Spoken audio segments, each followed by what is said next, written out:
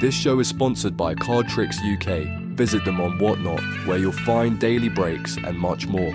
Use code SCR2025 for 50% discount off your next purchase, up to the value of £50. Chris, Casper and the team will see you there.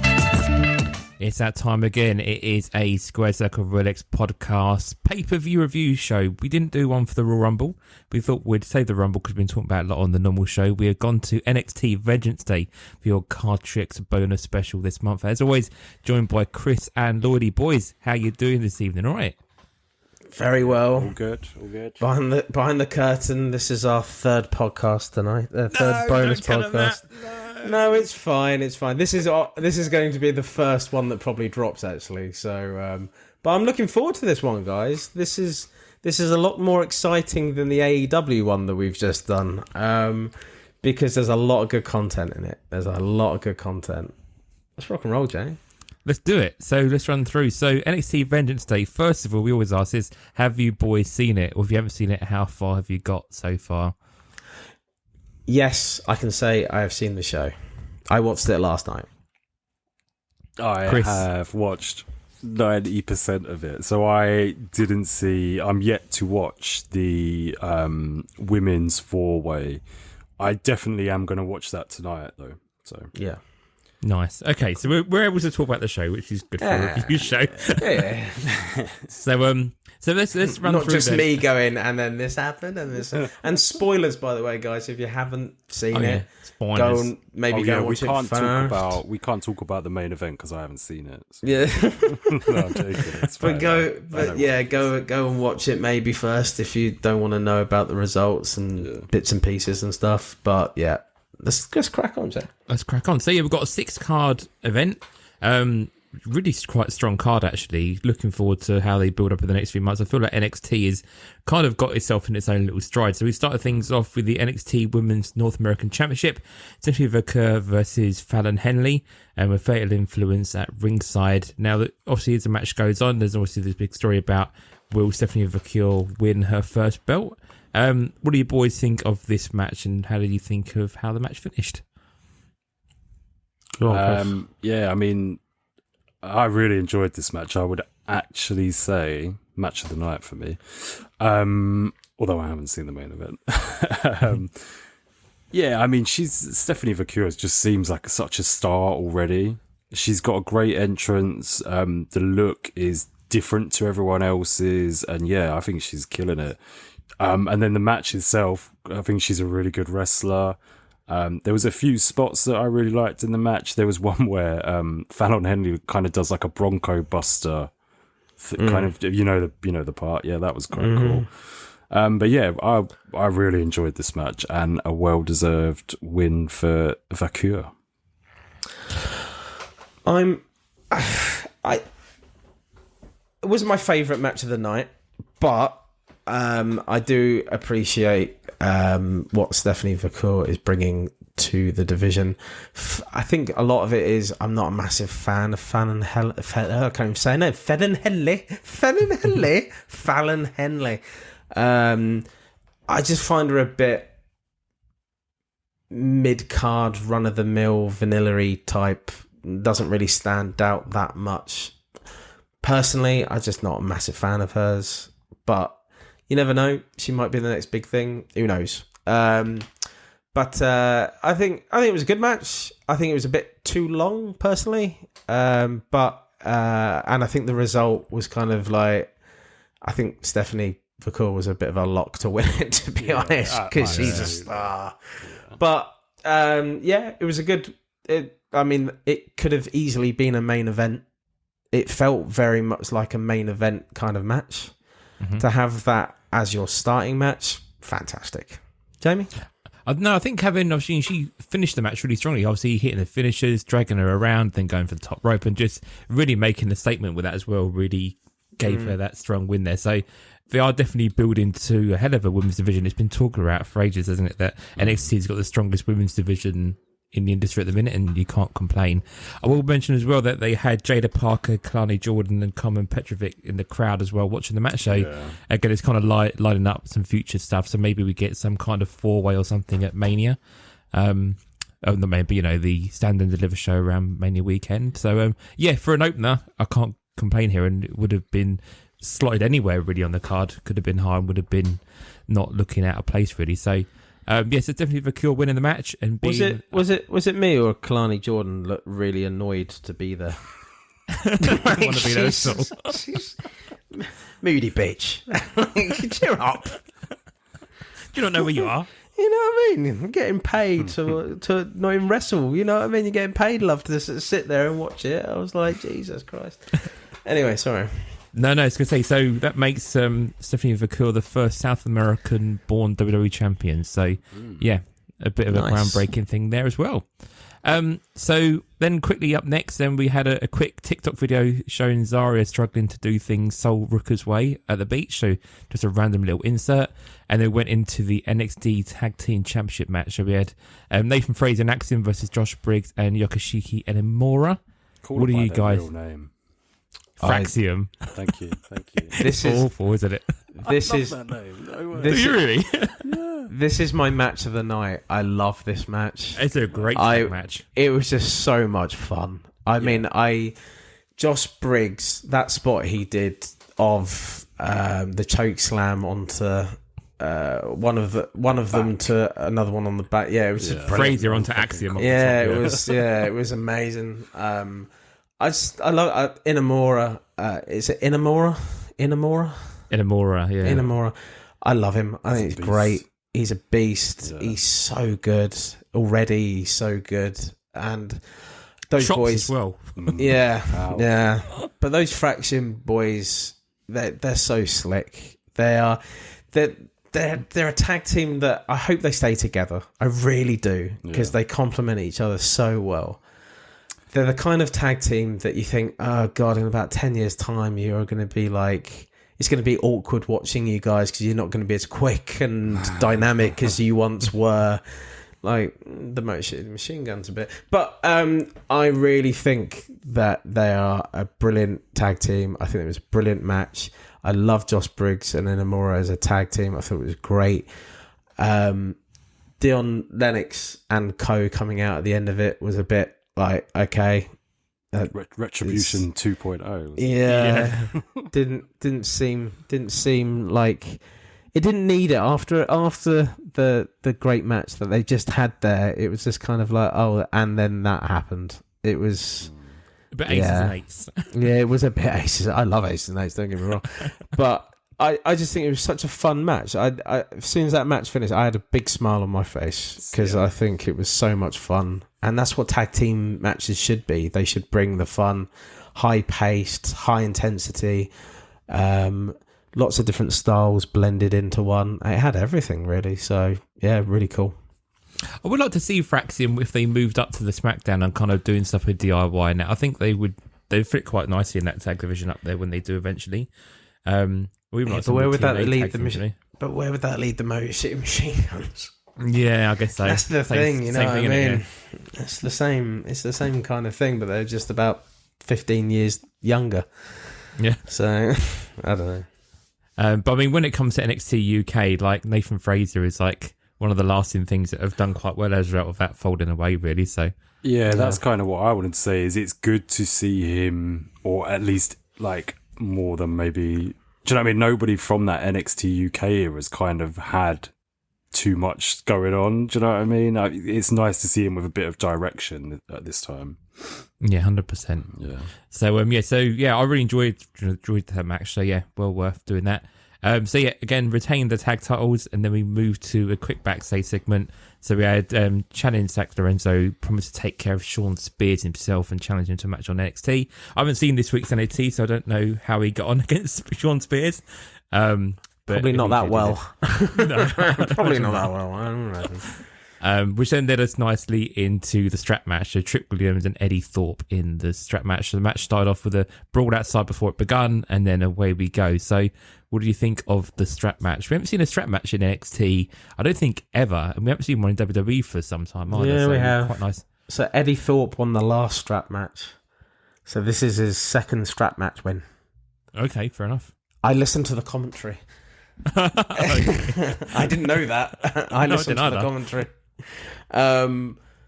It's amazing how much Trick Williams is over. Like, he's done so well to get where he is with that fan base. It's a song. Yeah. It's the hustle. It really is. It really is. I think they were both really good. Like, they're both really good in that match. It won't go down in history as like an amazing match, to be honest. I've thought about Eddie Thorpe. It's really strange because he's like an odd-looking dude with tattoos. Is he Native American? No. I'm more talking about his face. It's like it's a weird face and with a lot of tattoos. Like, it feels like his face is a bit squashed. Who else has got a weird face and got a lot of tattoos and a bit metal? Yeah, Alistair Black. Or, Tommy End. When Tommy End does come back, and I'm sure maybe he'll probably fit into NXT, maybe, first of all, I don't know. But maybe. if he does, where does that leave Eddie Thorpe? And does Eddie Thorpe really go with that character, who he is as a person? Eddie Thorpe sounds like quite a jovial name. Oh, good old Eddie Thorpe. I went for a pint with Eddie Thorpe the other night. Oh, how's he getting on? Is his mum all right? Yeah. Eddie Thorpe would do a 170 out. Eddie the Strap Thorpe. Eddie the Strap Thorpe. Darts player extraordinaire. It just doesn't suit him at all. Like, just everyone knows his real name. Just call him by his real name. I don't know. I just think it just doesn't go with his character. I think it's a big thing in my mind. But the match itself was fine. It just didn't. It just emphasised how much Trick is over with the crowd. Yes, 100%. It was just Yeah. That's all it was. Yeah. Yeah. I just had a quick look actually. So Eddie Thorpe's last trash match was against Dijak, which is why they didn't name who his opponent was. Yeah, right, there you go. I bet that was a barn burner as well. Yeah, dear. So yeah, I mean, it wasn't. If this went first, like I just think it was a bit of a non-match really. But yeah, Trick Williams is more for him, wasn't it? Really. So yeah. But again, yeah, Eddie Thorpe did beat him though, and that was the end of the strap match. So yeah, going on from there, we had a quick pre-tape with Ricky Saints promising to sign his contract this week, which he did over on NXT. We haven't had a chance to talk about Ricky Starks as of yet. What do you boys think about him in NXT? Do you think this is a good place for him, or do you think he would have been better on the main roster? Good game. He hasn't done that shit Bruce Forsyth thing yet, has he? Since he's been on there, I don't know. He done it in the crowd a few times. Oh, did he? Yeah, he did. Yeah. Oh, he can fuck off. Saints. Yeah. Ricky Saints. Saints. Well, it's Saints. Is it more than one of him? What? Well, they come marching in. I don't know. But it's. I can get why it is because of his It's a New Orleans background, connection, isn't it? Yeah, exactly. So I can get it, but yeah, I never really liked him on AEW. I'm not going to like him in NXT. What's he actually going to bring? He didn't bring anything to AEW and he left. What's he going to bring in NXT? Strong words. Yeah, no idea. We're waiting. No. Yeah. Self-confidence. That's what he's going to bring. That's what he needs, isn't it? Self-confidence. He's like the most self-confident person I've ever seen. Mini Rock. Mini Rock, yeah. Mini Yeah. Rock. Mini Rock. Maybe that's how they'll bring him in as like the cousin of the Rock. I don't know. Won't Ava be his manager? The Pebble, yeah. I don't know. The Pebble and the Rock Little. So, Chicken Little. Rock Little. Chicken Little. Stuart Little. Too little. So that was a little pre-tape for Ricky Saint. So then we moved into Ethan Page versus Javon Evans. Now, before we get into this match, let's talk about Javon Evans. Everyone has gone well onto the Javon Evans train. PW Insider Rookie of the Year. What do you boys think of Javon Evans in his stock at the moment? He's as creative as Will Ospreay. And that's the highest compliment I can give. Because we haven't seen a more creative wrestler than Will Ospreay in the last decade. The moves that he does are just, insane. So, yeah, good on him. No, I agree. I think, this was a real showcase for Javon Evans. So the story going into it was that obviously they were saying about Javon Evans having issues with his mouth, and if he had any, if he kept going on, he couldn't wrestle again and things like that. So he had a mouth guard in before the match. But the match itself I thought was actually a really good match. I think both of the guys worked really well together, and I don't know if this is going to be the end of this feud. I can see them doing something else, but we'll see. The ending was weird because obviously he jumped off the rope and Ethan Page walloped him in the face. It's like a delayed reaction with the blood. Well, I'm just a bit like, why didn't he get DQ'd from it? It would have made more sense. Like the heel had to like do an illegal move, and like a fist, you're still supposed to slap them, and if he used the fist, you know what I mean? It could be like, oh, it was a DQ kind of thing. Maybe I'm a bit old school with that kind of thing when I'm talking about it. You didn't want to see him lose in the way he lost, or yeah, but I think it would have made more of a sense that the only way that Javon could win is on a DQ against Ethan Page. It kind of protects Ethan Page as a heel a bit more and gives Javon the win. Mm. I don't know, and it sets up for more matches against them. I don't know. I think there's definitely another match coming for this, isn't it? I don't know if they'll do it at the next pay-per-view, or if will go through to Mania weekend. But I think we'll get into the ups and downs later on. But I think this is a great match, and again could be one of the better matches of the night, really. Yeah. Up next, we've got our NXT Championship match. We've got Obafemi in what was really kind of supposed to be a handicap match. It's Grayson Waller versus Austin Theory. But ultimately, there's some cracks appearing as we go through. So Austin Theory come out on his own, followed by Grayson Waller, who interrupted Austin Theory's entrance. A little bit of issues there. And as the match goes on, obviously, that just kind of works through really from there. What do you boys think of Obafemi's championship run so far? And how do you think this match went for him? Well, I've kind of watched half of this match. I'm going to assume that it goes the way you kind of expect it, that the A-Town Down or A-Town Down Under kind of go against each other and end up splitting up. Did they split up? No, so it ends with basically... So, no, I'll tell you, because it basically ends with Grayson Waller. He does that roll into the ring, into the stunner, basically. Yeah. And he tries to do it on Obafemi. He misses, does it on Austin Theory. Grayson Waller gets thrown out the ring, and Obafemi destroys Theory. But, it just... Regardless of that bit of the storyline, Obafemi's just a fucking tank. Beast, yeah. And a monster. He is an absolute specimen of a human being. It's ridiculous how much power that man has. It's pure raw strength in that ring. Great, love it. I think he'll be the NXT champion for a while. I say that he'll probably lose this next match. That's always the thing with the babyface, isn't it? They lose every fucking second. But it's like when Bron Breakker was the champion. You just for a long period of time, you just don't think anyone's going to beat him. So yeah, I think Obafemi, he was early in the match, he was throwing them around left, right, and centre, wasn't he? He was just dominating. But yeah, I do wonder if they are going to do Austin Theory and Grayson Waller for Mania. I can see that being one of these undercard matches. But I'm not particularly excited about that. So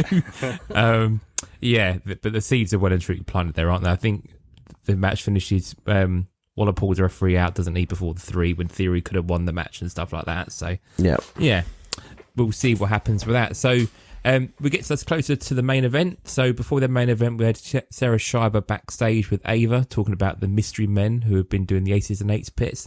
We had Santino Moreno make his NXT debut, talking all things about a TNA NXT partnership, and him and Ava went off to have a little bit of a chinwag about what they could do. So we'll see what happens there, which then leads us into our main event for the night. So our NXT Women's Championship match, we had Julia versus Bayley versus Roxanne Perez versus Cora Jade for the belt. What do you boys think of the main event? Well, Chris hasn't seen it. Yeah, It's- What did you think, Dave? What do you think of the main event, Dave? I'm going to start off with probably being the most disrespectful I've ever been, but not meaning to be. Julia. I'm not a big fan of the face hugger that she comes out with on the ring gear. That's been a thing for a while now. I'm not a big fan of that. But the ring attire, like the Japanese ring attire, the typical Japanese ring attire, it really, it puts me off because my eyes go to it too often, and it kind of diverts myself from the actual watching the wrestling. You know, when they're wearing stuff around their waist on their over their bum, basically. So you have a couple of animal pelts in different colours, a decorative doily, your nana's washcloth, a few bits and pieces, a few feathers on it and stuff like that. And I'm like, I'm probably saying it really disrespectful in a really disrespectful way here, but I fucking hate it. And just wear normal attire, please. It just feels really strange. I get that she's from Japan and that's what a lot of the girls wear over there. And if I have offended anyone, I apologise profusely. But it's not for me. It just looks really weird. But if we're ever sitting on the front row and you need something to blow your nose on, Julia will probably have something spare. Grab a pelt. Grab a pelt. A nice soft pelt. You know what I mean? But the match itself was really good. I enjoyed it. I still don't really understand why they've brought Bayley back into NXT. I think it's obviously that she didn't have much work for her on the bigger shows, but I get it. They're setting up for a big feud with her between Roxanne and Bayley. I get it, but I thought Roxanne was going off to the Raw or SmackDown, right? So that just feels really weird. To fight Bayley. Yeah, it's like she's helping with the transition. Maybe Cora Jade felt a bit out of place in this match. I don't think she's anywhere near those other three ladies are, and I think that really showed. I don't mind Cora Jade. I think she's a good wrestler. I just think there's levels, and I just don't think she's anywhere near that. She's been out a long while and stuff. She's still pretty fresh back, isn't she? She is. Seems strange to get her in like a main event type situation so soon. Exactly, and I just think it's like they could have just done a triple threat. They didn't need to have Cora in there. It just felt really forced. Then it was good. I like the way, I mean, at the end, Julia pins Roxanne clean in the middle, basically, after a bit of argy-bargy. And I think it was a good result. It's a good match.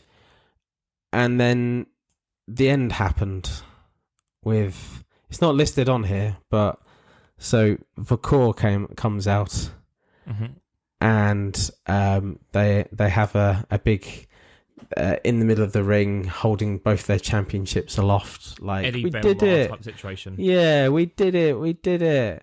And then Cartman comes in and goes, "Hey, you guys, I'm here from TNA, and I'm gonna beat you guys."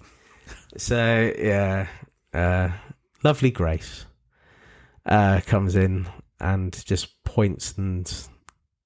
I don't think that was shown though. Was it was the Grace bit shown? I saw a clip of it. I'm not sure if it was. Yeah, that was from NXT NXT though, wasn't it? That was from NXT. Oh, was it? This Was week. that NXT? But yeah, she's vigorously pointing at them. Just to go back to your Bayley point, I kind of think that having Bayley, Grayson Waller, and Austin Theory on the card really helps the card out. I think I like the idea of maybe having like one main roster person each NXT pay-per-view, kind of come down and challenge someone, or do you know what I mean? It's just a good way to get the mid-tier guys in the main roster like a little bit more exposure and like feel like more of a star. Does that make sense? Don't get me wrong. Jamie, have I got this wrong? Did that happen on this show, or did I dream it? What's that? Vakor coming down to the ring. No, so Vakor was there and she said that she would stick around to watch the main event, but the three of them standing in the ring, that was from this week's NXT. That was when they had... Tops now. But she did come, not down to... She came out, though, didn't she, at the show? I don't remember. I don't know if she did or didn't. I think she was there before the match started. I don't think she come down at the end. Who? Carmen? Quick Google. Carmen? Oh, Jordan Gray, sorry. Yeah. I don't know. What are you talking about? I'm not convinced you boys have seen this shit. I think you guys are making up. You should have just been honest like me and said you've seen everything but the main event. If she come down, I didn't remember seeing her at the end. But I didn't think it was televised. That's why I haven't seen it then. There you are. But I don't know. But I saw a clip of it. And I'm like, oh, that's from after the show. Okay, this is here. Following the main event, former TNA Knockouts Jordan Grace confronted the newly crowned champions Stephanie Vakor and champion Julia. I think it was a Bite Size exclusive. There you go. Post I'm not going mad. I'm not going mad. And then they've redone it on NXT properly. Yeah. Okay. So yeah. I mean, lot to unpack there. Jamie, you've seen it. What are your thoughts on it? I really enjoyed Vengeance Day. I think it was, like I said at the beginning, I think NXT's on a bit of a roll at the moment. I think they're doing quite well. The women's division's on fire.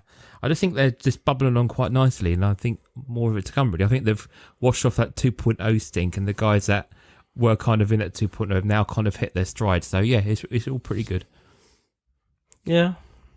I mean, it's definitely going... the women's division have obviously been revitalised with Julia and Stephanie coming in. And it's... The thing is, where's the ceiling with that? Because they're obviously going to fight each other at one point. Mm-hmm. Many times, probably. But that's what it's going to be leading to. But there's going to be a ceiling in that. And then they're both going to have to go off to the different brands because they can't be on the same brand. I don't know. Gonna be weird. I think it's too early though to even consider like moving them up as well. Like, they're already champions, mate. They've been there's been no chase, no, really, has there? No, they've come in, one belt. They're gonna defend it for a bit, and then they get NXT has a thing of keeping people too long down there, but I don't know. I think they'll be on the main shows before you know it. To be honest. Well, let's go through just really quickly then. So NXT this week, obviously there was a lot of kind of post sort of Vengeance Day stuff going on. So we had a bit more of a build between Clara Jordan, Jada Parker and Carmen Petrovic. So that was a triple threat match for the North American Championship. So those three in the crowd are going to be going after. So that was something to look forward to there. I won't give any spoilers, but that's something to look forward to. Sol Rooker and Zarya, they were there having a bit of a tag team match. And then we had it's a handshake. a tag match. We had Ricky Saints come in and sign his contract, and then we finished off with the big main event. So we had a 6-person tag. So we have Julia, Stephanie Vakor, and Jordan Grace versus Fatal Influence in a 6-women's tag match. But we had the repeat of them all facing off in the ring, one another, all pointing at each other's belts and kind of giving each other props. So yeah, they're building them up as like the 3 big women on the brand, and yeah, we'll see where we go from here, but they're definitely teasing some kind of 3-ways or stuff going forward with that. So, yeah, overall, not a bad card at all. So, let's go through to the next piece now. So, whose cards are going up, whose cards are going down, or whose cards are going to be in the middle? What do you reckon, boys? What with with in general. I think Obafemi's cards will continue to grow in popularity, although because he's not a woman, the perv collectors aren't going to go anywhere near him. So there's only a limit to how men do in the hobby, and I think he'll be up there with some of the best of them. So I think his cards will. If he keeps growing, he's going to be in those top echelons. The thing that I think is going to be a bit strange with what's in that Ascent is going to be Bron Breakker as well, because he's following basically in the same footsteps of him. Mm-hmm. So having both of those as like juggernauts, and they're going to have to keep them separate on the brands. I can imagine if they keep Bron on Raw, then Obafemi eventually will have to go over to SmackDown, and the two will meet, and that's the future. I think, to be honest, I think those two will be the future of the products. They're both very young men, aren't they? Like, realistically, and it's going to be a great future ahead of them. The rest of them, Ethan Page, Eddie Thorpe, Trick. I don't know. Trick is one of those. I just don't know how his career is going to go, and the sale of his cards are going to go, because his card sales at the minute are very middle of the road. They're not very expensive. You know what I mean? They're not very expensive. I've had one of his better rookie cards up for sale for well over a year for very cheap, and yeah, no bites. No, I don't think most of these guys are going to have any real movement. I think they're going to be pretty the same ultimately. I think the only one to really buy in, I think Javon Evans. I think people are really looking at buying his cards. His prices in spots and breaks is going up and up and up. So yeah, I think if you're a Javon Evans, I would just try and pick up some of these K Gus cards and things like that, and these early Javons before, because he's going to be a megastar. I think Jordan Grace, Gulia Julia, and Steph Vakur. I think those Tops Now ones, people do sleep on Tops Now. People are still sleeping on it, I think, to a degree. I think even though they're getting more and more cards, I still think these early ones, you've got your ones from Select, and then kind of these ones, I guess. I think these are some of the ones to jump on, especially Jordan Grace. Mm-hmm. I'm looking forward to the Julia Pelt relic. I think that's going to be quite cool. Davy Crockett relic. A multicoloured Pelt relic. That would be nice. But yeah, I mean, like the girl's going to do. I mean, they are the true stars. The talent at the minute. Having those girls there of just elevating that division. So it's great while it's going to last. I just don't think it will last for that long. I think when you've got stars that shining that bright, it can only last so long, to be honest. So let's just quickly then mention the Tops Now stuff. So we've already mentioned the 3 cards. So there was no Vengeance Day Tops Now cards, which is a bit surprising considering obviously there could have been some good moments, but we have got 2 from NXT this week. So one, as we said already, the 3 girls, and then we have got Ricky Saints as a Tops Now card. So there's no autos for these, just the usual parallels. So, the oranges and the reds and the blacks and things like that. Interesting to note that they're available until the end of the week, so they're available until the 22nd. Are you boys likely to pick up any of these, or are you going to give either one of them a miss? I've not had the best dealings with Tops Now so far. I've had my Rock and Roman ones come yesterday, and one of them's damaged, so yeah, I'm probably tapping out on Tops Now. It's just pissed me off. We have not seen any parallels in the UK. Yeah, exactly. That's to top it up. And there's tons and tons of base. So yep, we didn't get it. That's the thing. We've said it time and time again. We're not sure if any of them are coming across the pond. We haven't seen any. So if the chase isn't there, and I just don't see, like, what he's going to buy 30 Ricky Saints cards, hoping to get a parallel. You apparently. You said yesterday you was gonna. I was joking. I know. But yeah, not for me. I'm not going to get any Ricky Saints. I don't see any real value in picking up the Ricky Saints, but I might pick up a couple of the Grace Julia and Stephanie if I could, just to try and see and try your luck on the US tops now to see if you do happen to get a parallel. But I think the print run is actually going to be massive. I think it's going to be probably bigger than the ones we've seen for Rock and Roman and stuff like that, because they're all popular. Yeah, that's my prediction. There's no chase in it though, not like when the Rock had the auto. No, Grant, I guess so, but I think it's going to be high. But yeah, I think it'll be higher for like the cheaper ones, the $8.99 ones, wouldn't it? The ones It'd where be interesting to see. Chase, yeah. It'd be interesting to see the print runs.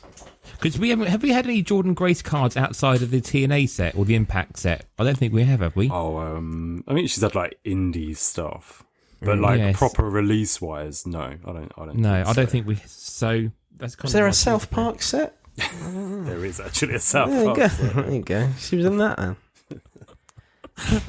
Moving on swiftly, let's go through our card tricks.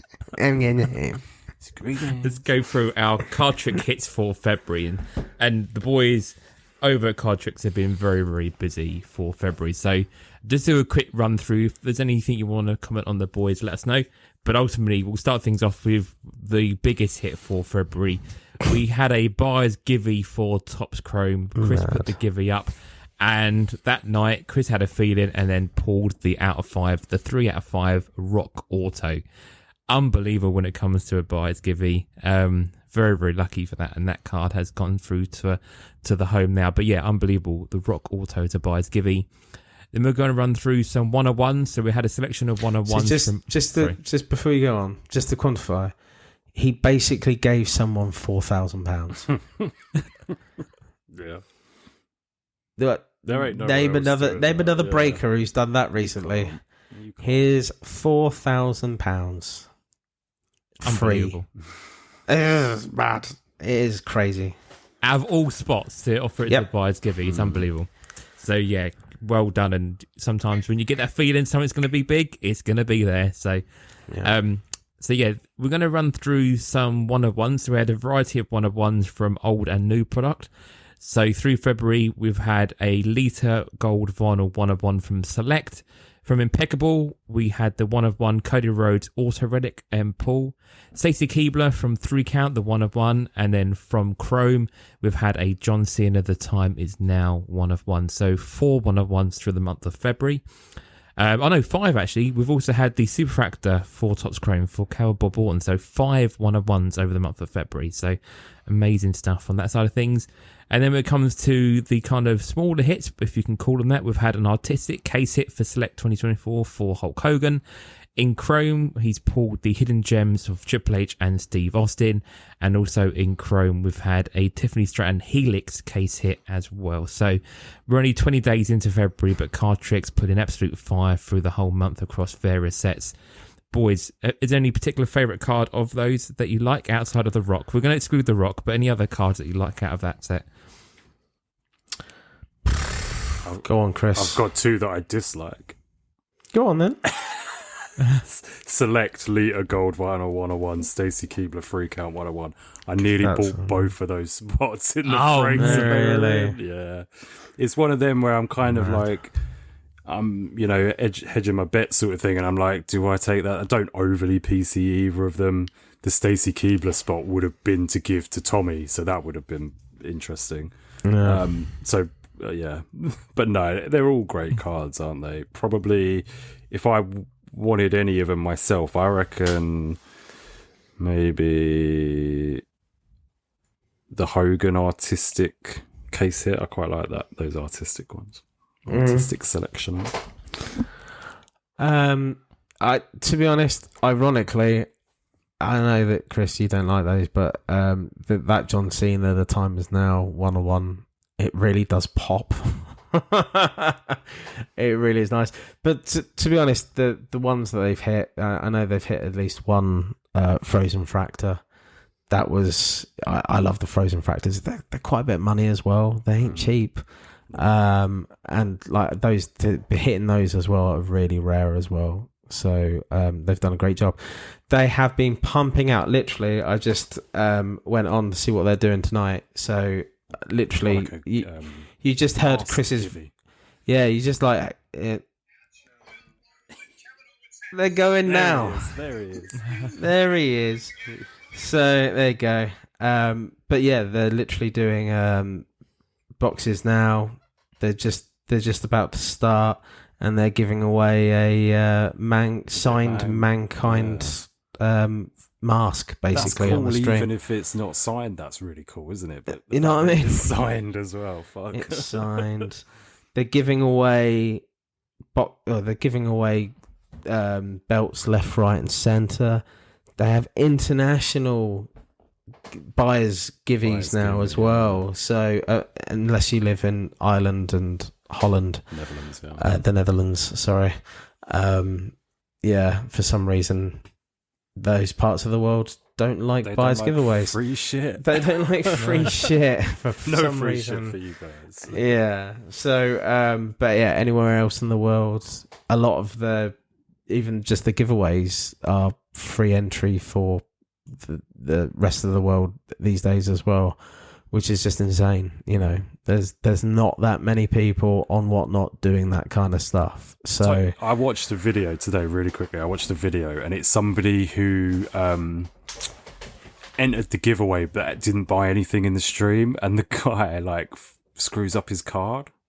Like screws up the pack, the free pack giveaway, and is like, "Oh, here you go, here's your pack," and they pull some good Pokemon cards. So yeah, just shows you how good he is. He gives away belts to like people that, do you know what I mean? He gives away all these T-shirts to people that don't even buy anything. So yeah, he's a real gem when it comes to that.